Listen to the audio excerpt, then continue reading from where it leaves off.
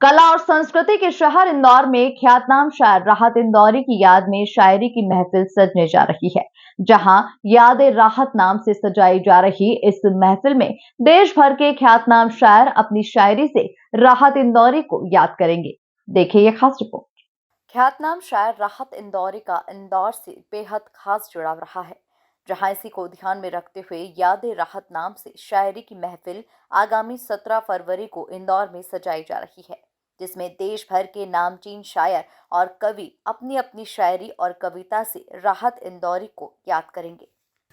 जी देखिए, राहत साहब के इंतकाल के बाद लगातार पूरे हिंदुस्तान में और दुनिया में राहत साहब को लेके इवेंट हो रहे हैं। उनके शहर इंदौर में 17 फरवरी को बहुत खूबसूरत एक महफ़िल सजाई जा रही है, जिसमें पूरे हिंदुस्तान के शायर और हिंदुस्तान के बाहर के शायर तशरीफ़ ला रहे हैं।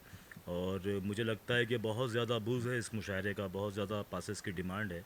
1976 में राहत साहब की जब पहली किताब आई थी, तो संगीतकार नौशाद जी यहाँ पे इंदौर आए थे और रवींद्र नाट्यगृह में उसका रस्म इजरा हुआ था, विमोचन हुआ था।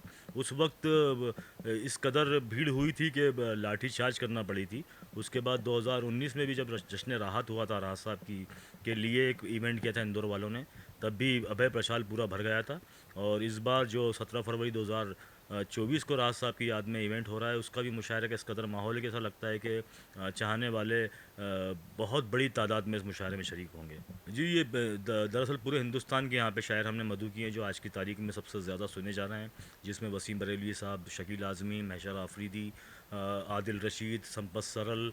और सबसे अच्छी बात ये कि हमारे इंदौर के गुरुजी सत्यनारायण सत्तन जी का यहाँ पे सम्मान किया जाएगा। उसके अलावा दर्जन भर शायर हैं, ज़ुबैर अली ताबिश हैं, यूथ शायर हैं, बहुत अच्छे शायर हैं। तमाम मुझे लगता है कि बहुत बड़ी फहरिस्त है, बहुत लंबी फहरिस्त है। कुल मिलाकर देखा जाए तो कला और संस्कृति के शहर इंदौर में ख्यातनाम शायर राहत इंदौरी की याद में शायरी की महफिल सजने जा रही है। जहां याद राहत नाम से सजाई जा रही इस महफिल में देश भर के ख्यातनाम शायर अपनी शायरी से राहत इंदौरी को याद करेंगे। Bureau report, MP news, Indore.